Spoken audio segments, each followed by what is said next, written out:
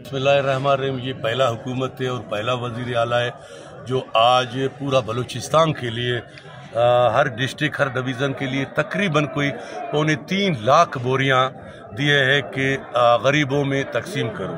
वो आज मैं अपने पिछले भी 2-3 दिन पहले भी मैंने तकसीम किया, आज भी वज़ीर आला की तरफ से उसका मेहरबानी जो मेरे हलके के लिए 1000 बोरियां भेजे थे, आज हमने हलके के आवाम को बुला के किसी को 10 किसी को 15 हम दे रहे हैं। ये पीपल्स पार्टी के मंशूर है। हमारा मकसद ये कि या गरीबों को मिले और गरीब अपना रमज़ान में गुजर सफ़र करे।